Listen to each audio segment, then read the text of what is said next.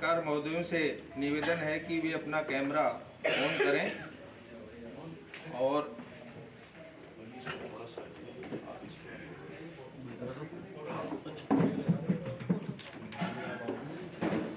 आप ट्रॉफी ले आओ।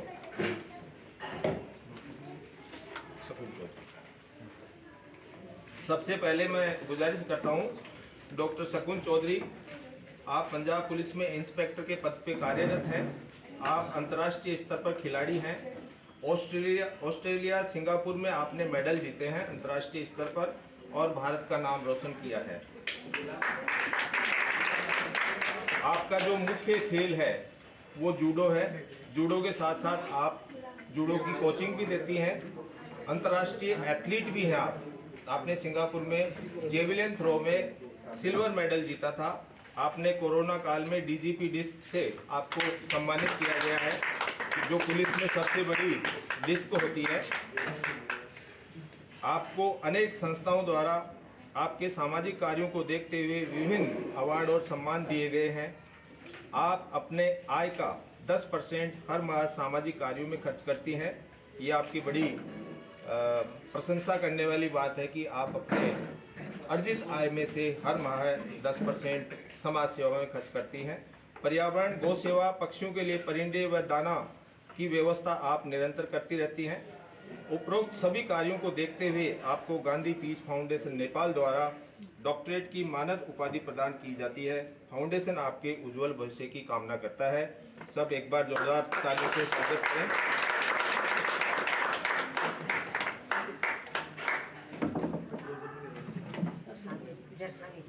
गिर रहा है? नहीं सीधा सीधा।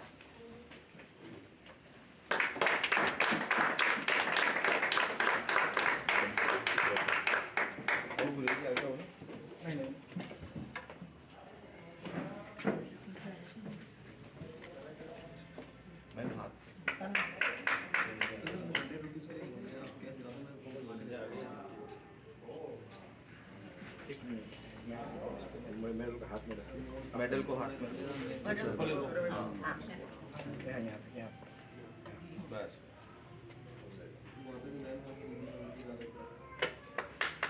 बहुत बहुत बधाई, शुभकामनाएं।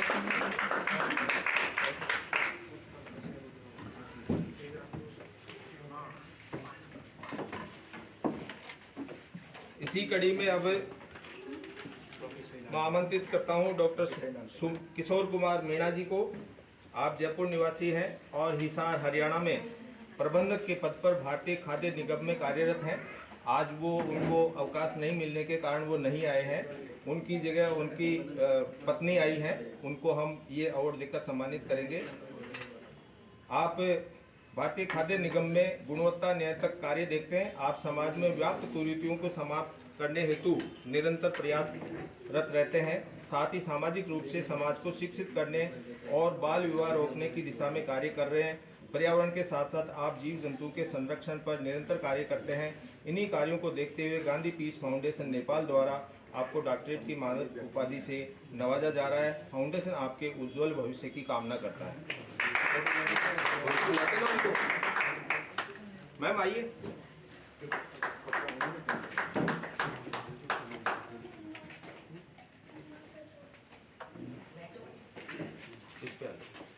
बच्चे साथ में हैं? हाँ, आ जाओ बेटा, आ जाओ साथ, आ जाओ आ जाओ बेटा, आ जाओ।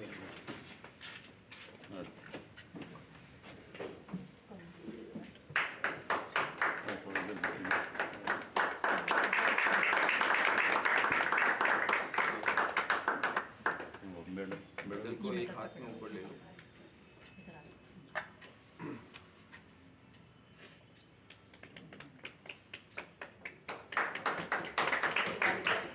बहुत बहुत बधाई, शुभकामनाएं। इसी कड़ी में मैं अब निवेदन करता हूं, डॉक्टर सुशील कंवर चौधरी, आप शिक्षाविद हैं तथा राजकीय विद्यालय में अध्यापन का कार्य करती हैं। आप विद्यार्थी जीवन से ही पर्यावरण के क्षेत्र में कार्यरत हैं। आप जिस भी विद्यालय में कार्यरत रहते हैं वहाँ के स्टाफ और विद्यार्थियों संग वृक्षारोपण कार्य किया जाता है आपके द्वारा। समाज में आपके कार्य की विशेष पहचान है, वो चाहे बाल विवाह हो, पर्दा प्रथा हो, दहेज प्रथा हो, सभी कुरीतियों के खिलाफ आपने आवाज उठाई है। निर्धन, गरीब, असहायों की सेवा, भोजन, कपड़े आदि से निरंतर सेवा करते हैं।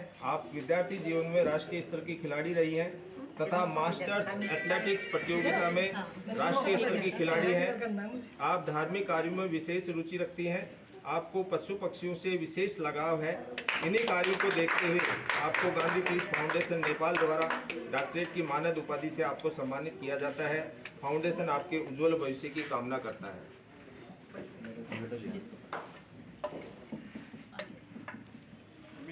सीधा थोड़ा ऊपर करो, light light head down head down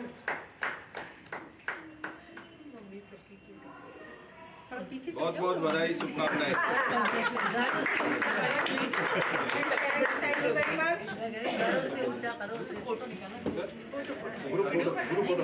एक ग्रुप फोटो सब तीनों को वापस बुलाना मनीष जी। मल्टीपल ले लिए आप उसको डिलीट कर दीजिए। मैंने मल्टीपल ले लिया, आप डिलीट कर दीजिए। बेटे आ जाओ, अंदर आ जाओ, अंदर आ जाओ पीछे। ग्रुप फोटो में बच्चे को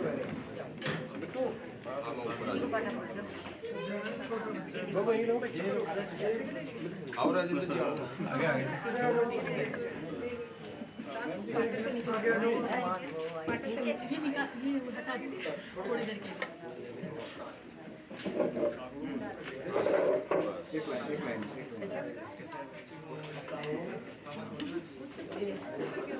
हमारे चेहरे आ रहे हैं? हाँ, ये तो नहीं आ रहा था बीच में। नहीं अंगुलियां बाहर की तरफ करो। इनको बीच में खड़ा करिए। उधर देखना बीच में। सर नहीं आ रहे। आप बीच में आ जाइए। अच्छा, हाँ, ये ज्यादा नहीं ऊंचे बीच में रहेंगे। कैसे? दो लोगों के बीच में। हो गया हो गया नहीं नहीं, कैसे करने में अब ठीक है, अब ठीक है, दिख perfect। रहे हैं सर? टीम की क्या? एक मिनट आप थोड़ा सा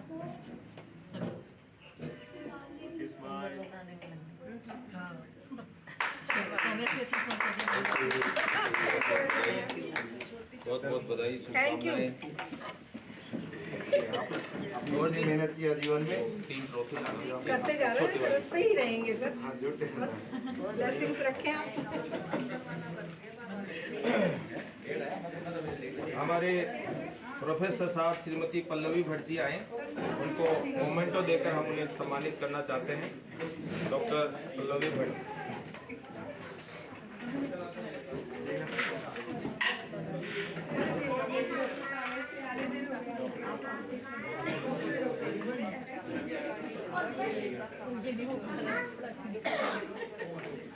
मैम सम्मानित करें आप मैम को मोमेंटो।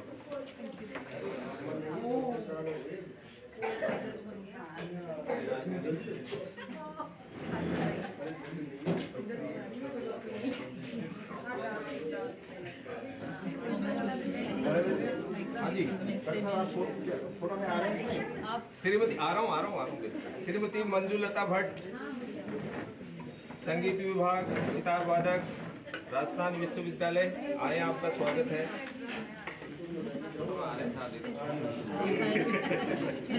नरेश सर का फोटो आने चाहिए।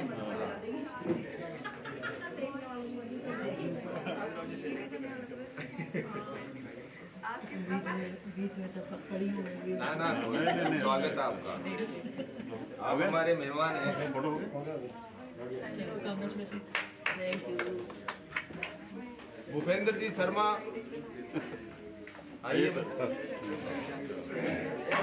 तहे दिल से स्वागत है आपका। आप हमारे कार्य में निरंतर प्रतिभागी हैं।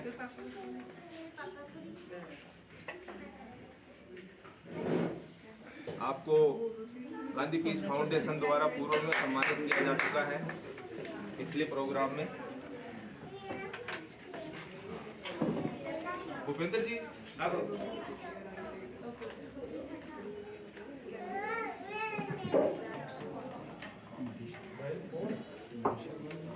महेश शर्मा जी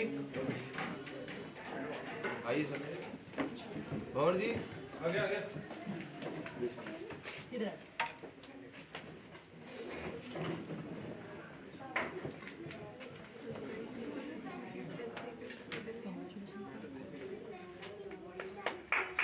बहुत बहुत बधाई।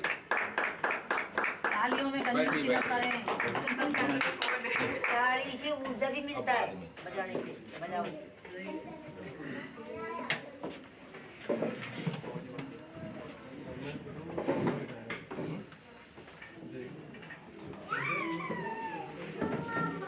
अब कार्यक्रम को आगे बढ़ाते हुए बाकी का सम्मान थोड़ी देर बाद किया जाएगा। कार्यक्रम के हमारे जो मुख्य अतिथि हैं श्री राम गोपाल जी भूरिया साहब, आपसे निवेदन है कि आप आए और अपने शब्दों से हमें मार्गदर्शन दें। आइए सर। नमस्कार। बैठे, अपना स्नान ग्रहण करें सभी। गांधी पीस फाउंडेशन के फाउंडर, पॉलिटिशियन, नेपाल से पधारे डॉक्टर लाल बहादुर थापा साहब,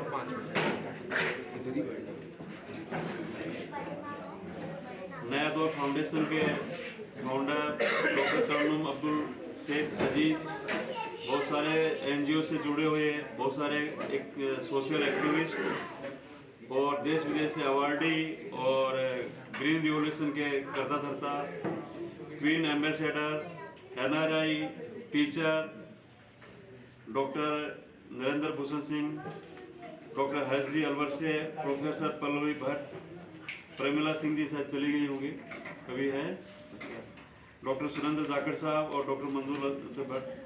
आप लोगों का बहुत बहुत स्वागत कि आप लोग आए और हमारे को यहाँ पर मौका दिया, थोड़ा बोलने का मौका दिया। अब थोड़ा सभी से अच्छा है, लेकिन ये पर्यावरण और उसके बारे में डॉक्टर नरेंद्र सिंह जी का एक स्पेशल में मेरी लाइफ में देखा उनका काम करने का। इन्होंने पिछले करीब 15 साल से अपने जॉब के साथ साथ में परिवार संभालने के साथ में और एक प्रकृति को जो दे रहे हैं, एक बहुत अच्छा इनके अंदर कोई संस्कार है। इनकी माता जी भी यहाँ पर, नमस्कार। यहाँ पर अच्छे संस्कार की बात करें, संस्कार ऐसे होते हैं कि जिसमें तो आज करीब 5,000 से ज़्यादा पौधे लगा लिए हैं और इनको कुछ गॉड गिफ्ट है कि जो पौधा लगाते हैं वो लगा ही रहता है, मतलब जलता से बहुत कम है इनका। ये भी एक बहुत अच्छा इसके अंदर है और ये बहुत सारे इसमें एनजीओ इनको मिले हुए हैं। इसके अलावा पेड़ पौधे साथ में ये गरीबों की मदद करना है, जैसे और बहुत सारे काम हैं इनके। गरीबों को भोजन देना है, गरीबों को कंबल देना है। कोरोना काल में भी बहुत सारा मदद किया हुआ है। ब्लड डोनेशन में भी बहुत सारे बढ़ चढ़ के भाग लेते हैं। पक्षियों के परिंदे लगाना करना है। इस प्रकार से इनको करीब 50 से ज़्यादा संस्थाओं से इनको अवार्ड मिल चुका है आज तक। अब बताया तो सब नहीं है, मैं भी अब इतना तो ज़्यादा नहीं जानता कि इंडस्ट्री में काम किया, इंजीनियर है, लेकिन एक कुछ संस्कार हमारे में भी है कि हमारे, मैं रेगिस्तान से बिलीव करता हूँ, एक ही पेड़ होता है हमारे वहाँ पर, जांटी होता है, बस खेजड़ी होता है जिसको बोल रहे हैं, और वो भी आजकल ख़त्म हो रहा है। ख़त्म इसलिए हो रहा है कि ये पॉल्यूशन कंट्रोल है, ग्लोबल वार्मिंग है, टेम्परेचर ज़्यादा बढ़ गया, उसमें ज़्यादा सर्वाइव नहीं कर रहा है। जांटी सर्वाइव नहीं करके साथ साथ में देखो छोटे छोटे पक्षी हैं वो भी सर्वाइव नहीं कर रहे हैं अभी, और लुप्त होते जा रहे हैं। इसमें देखो मोर देखिएगा कहाँ देख रहे हैं, और बहुत सारे हैं, तो ऐसे कुछ बचे हैं। अब उनका कैसे संरक्षण करें?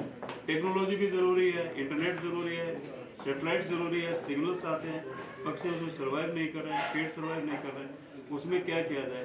तो मैं छोटा सा भी बॉटनिस्ट तो नहीं हूँ, लेकिन इतना ज़रूर है कि चौड़े पत्ती वाले जो पेड़ पौधे सब्जियां वो अपन अगर लगाते हैं वो आसानी से सर्वाइव कर जाते हैं उसका, क्योंकि पेड़ पौधे चौड़ी पत्तियां, उसमें क्या सरफेस एरिया ज़्यादा होता है, तो उसके पास मॉइस्चर अवेलेबल ज़्यादा होता है, तो पेड़ पौधे अपना क्या फोटोसिंथेसिस उससे आसानी से कर लेते हैं।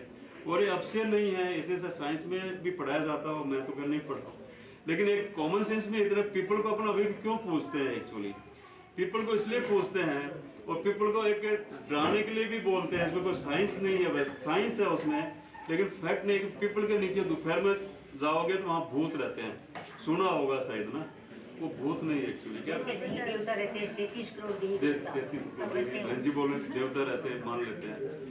मेरा एक छोटे साइंस का अनुभव ये बोल रहा है और ऑब्जर्वेशन ये बोल रहा है कि पीपल है उसका क्या है ना, चौड़ी पत्तियां होती हैं, तो उसमें सरफेस एरिया ज़्यादा होता है, तो गर्मी में क्या है ना, गर्मी में उसमें ऑपरेशन इतना ज़्यादा हो रहा था आसपास का कि वो ऑपरेशन होने से वहाँ पर वो पेड़ पौधे पत्तियाँ हैं उसके पार वो मॉइस्चर अवेलेबल ज़्यादा होता है, तो उसके नीचे जो सराउंडिंग है ना वो भी सारा जितना है और है वो बहुत सारा वहाँ चला जाता है उसमें। तो वहाँ जो पेड़ पीपल के नीचे आते हैं तो वहाँ ऑक्सीजन अवेलेबिलिटी थोड़ा कम रहता है, तो अपने सफोकेशन होता है, तो सोचते हैं कि वहाँ भूत है अपना गला पोंछ रहा है। एक उसमें ये भी है। हाँ, लेकिन साइंस और इसे इतना अच्छा है, पूछने से अपना अच्छा है। ये बताए कि अपन इसको चीज पूजेंगे तो अपने को ऑक्सीजन अवेलेबल होगा। तो आज से नहीं, सदियों से जब से भी इसका एक ह्यूमन बीइंग का आया तब से पीपल का बोला गया है। उसमें एक जो पशु बोला गया है, गाय को बोला भी अपने को सर्वे में गाय चाहिए, उसमें गाय हो सकता है पहले पशु होता होगा दुधारू, इस तरह चलते आ रहा है। अब ये कि अभी जो साइंस है उसमें मान लिया अपने शहर में रह रहे हैं, मेट्रोज में रह रहे हैं, अब छोटे छोटे तो प्लॉट है, खेत तो है नहीं रहने के लिए, गांव में से रह रहे हैं, उनको ये बातें बताने की जरूरत नहीं है एक्चुअली, है नहीं उसमें। हाँ, गांव में एक चीज है कि इसका ये चौड़ी पत्ती वाले पीपल, जहाँ तक मेरा ख्याल पीपल की वैरायटी होना चाहिए। अब उसको क्या बोलते, गाँव में बोलते तो है, लेकिन वो आसानी से लग जाता है। चौड़ी पत्ती वाले हैं, वो आसानी से गाँव में लग रहे हैं, वो लग भी रहे हैं उसके अंदर। और गवर्नमेंट ने कुछ किया था कि इजराइल से मंगा के विलायती बबूल और किया था, लेकिन वो भी उसमें अस्थमा का कुछ ज़्यादा मिला, वो भी फेल हो गया। फिर बीच में एक लगा था यूकलिप्टस वाला चला था आज से 30 साल पहले, वो फेल हो गया। यूकलिप्टस गहराई में जाके पानी का ज़्यादा लेता है, उसमें पत्तियाँ कुछ होती नहीं है। हाँ, सफ़ेदा वाला ठीक बोल रहे हैं। अर्डू का पेड़ लगता है। अर्डू का, हाँ। तो एक छोटा सा एक चौड़ी पत्ती है, पीपल का वैरायटी है, बहुत आसानी से लग जाता है। सफेद उसका तना होता है, वो चौड़ी पत्ती वाले पौधे लग जाते हैं, बहुत आसानी से लग जाते हैं, तो खुद भी लगाते हैं। और पौधे उसके बाद मान लें अपने शहर में रह रहे, मेट्रोज में अपने पास प्लॉट में जगह कम है एक्चुअली, तो कैसे लगाए? तो अगर दीवार के उसमें लोन लग रहा है, अपने दीवार है ना उसमें लोन लग रहा है, कुछ बड़ा नहीं है उसमें, कुछ नहीं है, वो कुछ तार लगाने दीवार के सहारे में लगे, उसके अंदर बेल लगा दो, चौड़ी पत्ती में लग जाए। और छत के ऊपर अपने इंडिया में कई ऑफिसर में ऐसे बड़ी बड़ी जो कंपनियां हैं, जैसे उन्होंने अपने छत के ऊपरों में जो ऑफिशियल छत है उसके ऊपर में और ग्रीन बेल्ट उन्होंने लगाया है, उसके ऊपर छत के ऊपर लोन लगाया है, उसमें पेड़ लगाया है। अब अपने क्या छत पर लोन लगाए, उसके बजाय क्या अपना सब्जी लगा सकते हैं उसके अंदर। ऐसे बहुत सारी चीजें हैं। और हम डॉक्टर साहब और हमारे एक हम लोग जोड़े हुए हैं अलग अलग संगठनों से, लेकिन एक इन चीज़ों में साथ है। एक जन अधिकार सेवा संगठन में हमारे बहुत सारे साथी इसमें आए। हम फ्री ऑफ कॉस्ट सर्विस देते हैं, फ़ोन कॉल पर हम लोगों को मदद करते हैं और मदद मिलता भी है एक्चुअली। ये गांधी पीस फाउंडेशन का पीस होने की शांति बनी रहे, लॉ एंड ऑर्डर बहुत सबका नॉलेज नहीं है, तो हम भी चाहें कि स्कूल करिकुलम में ये चीज़ें लेके आना चाहिए। बहुत सारे जो है ना अनजान में गलतियाँ हो जाती है, अनजान में अपराध हो जाते हैं, तो स्कूलों में ही पढ़ाया जाए एक्चुअली। दूसरा, एक एजुकेशन का तो नहीं है टॉपिक 10 लेने को जरूरी होता है। अब अपन कहते हैं चाइनीज सामान काम में नहीं ले एक्चुअली, है ना, लेकिन मैं एक चीज बोल रहा हूँ, चाइना, जापान, कोरिया, इनको दुनिया कभी बीट नहीं कर पाएगी। इनका कारण क्या है? कारण ये है कि वहां पर पहले से 5वीं तक तो सारा जनरल पढ़ाते हैं, वहां पर 6ठी 7वीं 8वीं में कॉमन जो साइंस है वो पढ़ा देते हैं। 8वीं के बाद है जिसका जो एक कैलिबर है, जैसे अभी इंडिया में तो लागू कागजों में न्यू एजुकेशन पॉलिसी 2020 चालू हो रहा है, उसमें गहराई में जाए, उसमें क्या किसी को फेल नहीं करते हैं। अब किसी के क्या कैलिबर उतना ही है, उसका टैलेंट इतना है कि वो ITI कर सकता है या एक नर्सिंग कर सकता है, तो 10वीं 11वीं क्या अपना ITI नर्सिंग वगैरह कर लिया। तो अब जिसने ज़्यादा पढ़ाई में टाइम नहीं लगाया, ज़्यादा नहीं लगाया और परिवार भी देखने लग गया, तो वहाँ इतना टेक्नीशियन अवेलेबल है उसके अंदर। वो क्या कहते हैं, इंडिया के ITIs को वहाँ पर ले जाता है अच्छे पैकेज के अंदर 2 साल के लिए, और वो कहते हैं कि हमारे इन टेक्नीशियंस को सिखाओ वर्कशॉप में। वहाँ के इंजीनियर्स वहाँ के वर्कशॉप में सिखाते हैं, उन्हें सस्ते में करते हैं, और सस्ते में सामान यहाँ पर आ रहा है।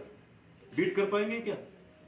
तो अपने अपने बच्चों को ऐसे करें। अब एक इंजीनियर वो वर्कशॉप में तो आ रहा है वो, लेकिन उसको एक स्विच चेंज करना नहीं आता। इंजीनियर को इंजीनियरिंग नहीं पता, उसको वेल्डिंग का नहीं पता, वो वेल्डिंग नहीं कर सकता है, मैकेनिकल इंजीनियर वेल्डिंग नहीं कर सकता है, वो तो सिखाएगा क्या वो? इसलिए फेल हो रहा है। तो NAP में आ रहा है अभी चीजें इसलिए चाइनीज है, हम ये कहते हैं कि स्वदेशी होना चाहिए, लेकिन कभी बीट नहीं कर। कुछ पॉलिसी ऐसी होती है, बिजनेस की भी होती है, इसी में अपने सीखना है। बच्चों को जितना जल्दी हो सके टेक्निकल बताएं। छोटे छोटे बच्चों को जैसे ही होते हैं घर में, पहले के हम लोग गाँव के लोग बाग हैं, सारे काम कर सकते हैं। अभी बहन जी बैठी परिमला से चली गई है, 8 किलोमीटर जाके मैंने मिडिल एजुकेशन 8वीं तक पूरा किया हुआ है। अब वहाँ बालू मिट्टी था, रेगिस्तान। आप सोचना तो खेत में खेत हो गए हैं, कुएं हो गए हैं, पानी हो गया, उसमें क्या होता होगा। और अब देखिए बच्चों को, छोटे छोटे बच्चों को कितना उसके लिए अपन करके दे रहे हैं, मतलब फिर भी वो उसमें नहीं हो रहा है। एक बात है, छुट्टियों में है मान लें, फिर 8वीं के बाद चले गए, 50-52 साल से हम जयपुर से आना जाना, छुट्टियों में गाँव जाते थे। तो गांव जाते थे, जैसे खाद होती है वो ऊँट पर ले जाके खेत में डालो, उसको करना। बड़े बड़े वैसे बहुत बड़े डॉक्टर है, हमें याद आ रहा है। तो हम जाके वो फाड़ लगाना बोलते हैं, आप मारवाड़ी में तो बोलते क्या उसमें होता है, जांटी काटना करना। अब एक जांटी पर जाएगा करेगा, छोटा बच्चा है तो उसका अपना आप उसके अंदर आ जाएगा, एजुकेशन का अपना आप उसमें इंडिपेंडेंट डिसीजन लेगा। पड़ेगा तो नीचे पड़ेगा, बालू मिट्टी टूटेगा तो नहीं, लेकिन वो दोबारा तो नहीं पड़ेगा वो, है ना। ऐसे बच्चों में लेके आओ। पॉल्यूशन कंट्रोल का है, और बच्चों को, छोटे छोटे बच्चों को अपने घर में गमले रखें, बच्चों को बोले उसके अंदर पानी डालना। एक्चुअली बच्चों को बोले, मैं बच्चों से बोलता रहता हूँ, घर में बोलता हूँ, बच्चे को अभी से सब्जी काटना सिखा दो, कोई सामान लाना करना सिखा दो, बाद में डिपेंड नहीं करें। और पेड़ पौधे को पालेंगे, पेड़ पौधे को पालना है जैसे 2 साल के बच्चे को पालना है, और 2 साल पेड़ को पालना बराबर है। बता रहा हूँ, थोड़ा थोड़ा ध्यान रखो इसमें। और मतलब डॉक्टर साहब को बोला यार मेरे यहाँ पे पेड़ लगाओ, जैसे 2 पेड़ ऐसे लगा, मतलब क्या करना, बोला इसमें कुछ नहीं करना, वो लग गए, देखो बता है ना। हम लोग जुड़े हैं, और सबसे अच्छा है आप लोग से मिलना होता है, छोटे छोटे बच्चों से लेके सबसे मिलना होगा, अच्छा लग रहा है। जब भी कोई ऐसे सेमिनार हम लोग आइए, और हमारे लिए जो भी सेवा है, जो भी कहीं अवेलेबल, अब तुम्हें रिटायर हो गया, 17-18 घंटे काम करने का है, कहीं भी बोले हम लोग तैयार हैं। जैसे जिस तरीके का सेवा हमारे को बताइए, जुड़े हैं। और डॉक्टर साहब का भी सहयोग हम कर रहे हैं, और मान रहे हैं कि सेवा जैसी भी हुआ, ये बहन जी आई है नासिक से चल के, इतनी सर्दी में देखिए लोग घर से चल के अच्छा लगा। लेकिन बार आया करो हमारा यहाँ। मैं 2001 में आई थी हस्बैंड के साथ में, और अभी 23 साल के बाद आ रही हूँ। तो ये बहुत बड़ी बात है, नरेंद्र सर के जरिए अब आप हर साल एक बार आए। और साथ में और भी 2-3 ब्यूटी क्वींस को लेके आए। अच्छा, और 2-3 को लेके इधर ही हम लोग एक हम लोग ऑर्गेनाइज कर लेंगे यहाँ पे भी, जयपुर के हम लोग ब्यूटी क्वींस देखेंगे। जयपुर एक बहुत अच्छा कल्चरल जयपुर एक गुलाबी नगर है, बहुत अच्छा शहर है ये। जयपुर राजस्थान की राजधानी बहुत अच्छी है, इसलिए बारी बारी आया करो आप। ये थापा साहब देखा, पिछली बार 5 साल मैंने एक प्रोग्राम किया था उधर में बारिश में, उसमें तो हमारे इतना गैदरिंग नहीं हो पाया था। राणा साहब का, हाँ, तो उसमें अच्छा था, एकदम जुड़े हुए इनसे। अब इनके भी देखिए कहाँ तक सोच सकते हैं अपन। ये जैसे हमारे पास पोस्टर, मैंने भी पोस्टर को उसमें भेजा ब्रॉडकास्ट ग्रुप से, तो रात को 8:30 बजे हमारे एक पंडित जी का फोन आया, बोला अंकल जी ये आए हैं, इनका जो है क्या मेरे को परिचित है, आपका फोन आया, बातचीत किया होगा, बोला थे थोड़ा भतीजे हैं। हाँ तो ठीक है साहब, इसमें आप लोग कीजिए। और बहुत बहुत धन्यवाद, आपसे मिलकर बहुत अच्छा लगा।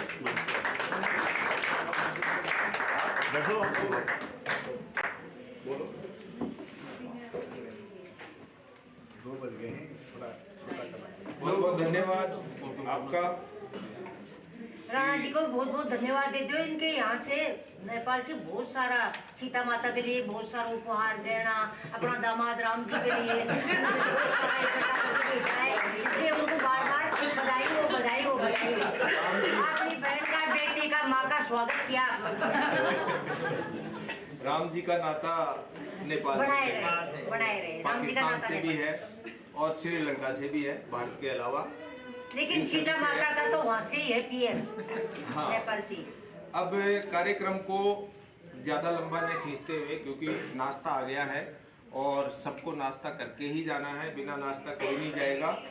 और जो हमारे मुख्य आज के चेयरपर्सन हैं, आज की कार्यक्रम के अध्यक्षता कर रहे हैं डॉक्टर लाल बहादुर राणा जी, उनसे गुजारिश है कि वे आएँ और कार्यक्रम के बारे में और हम सबको दिशा निर्देश दें। आपसे करबद्ध प्रार्थना है।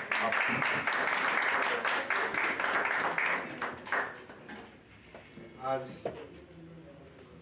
7 जनवरी 2024 के आप सभी को मैं गांधी पीस फाउंडेशन नेपाल की तरफ से हार्दिक शुभकामनाएं व्यक्त करना चाहता हूं। 2024 सभी को मंगलमय हो। साथ ही आज कार्यक्रम के प्रमुख अतिथि श्रीमान रामगोपाल जी जो समाज सेवा में जुड़े हुए हैं और 1 साल से हमारे साथ बराबर चल रहे हैं, उनके लिए एक जोरदार ताली। मैंने इन 2 सालों में बड़ा बारीकी से देखा है जो कार्य, क्योंकि कोविड भी देखा गया है, साथ ही साथ जो पेड़ लगा के उसको संरक्षण किया जाता है, ये जो कार्य हम लोगों को सीखने को मिला है। एक उदाहरण हमारे डॉक्टर नरेंद्र जी हैं, उनके समीप में जो कार्यक्रम आज संचालन हो रहे हैं उसके लिए मैं डॉक्टर नरेंद्र जी को आभार व्यक्त करता हूँ। साथ ही साथ हमारे माता जी अभी परिचय हुआ है, माता जी यहाँ पे पधारी हैं, उनको पुत्र को मार्गदर्शन करने के लिए। ऐसे पुत्र जो प्रकृति के रक्षक हैं, उनके माता जी को मैं अपनी तरफ से आभार व्यक्त करता हूँ। बहुत बहुत धन्यवाद आपको। और हमारे मित्र आज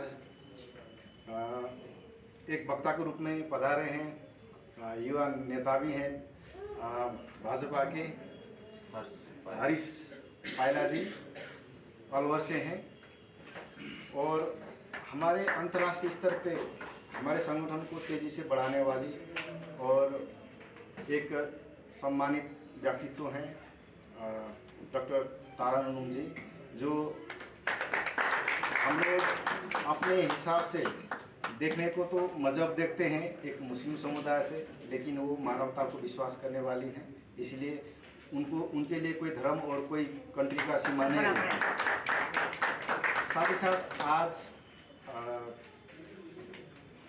राजस्थान यूनिवर्सिटी से जो वक्तागण आए थे, वहाँ से शिक्षित हुए जो लोग आए थे, उनका जो प्रवचन था आत्मज्ञान का और मार्गदर्शन का, उन दोनों माताओं को उनके प्रिय शब्द के लिए मैं धन्यवाद देना चाहता हूँ। साथ ही साथ आज हमारे कार्यक्रम को विशेष रूप से संरक्षण करने वाले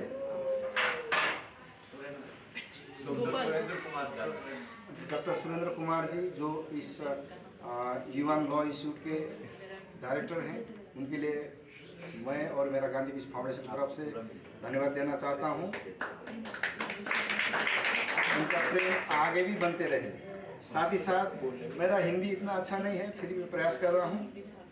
मैं गांधी पीस फाउंडेशन नेपाल के तरफ से जो कार्य इस दिशा में किया गया है, हमारे आज 5 सम्मानित हम लोगों ने ऑनरी किया है, उन सभी माताओं को और भाइयों को जो ऑनरी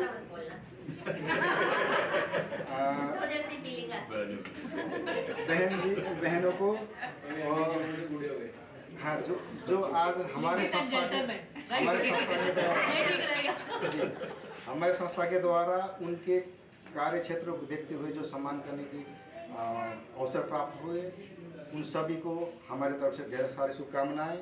साथ ही साथ अंत में मैं 2-3 चीज़ें घोषणा करना चाहता हूं।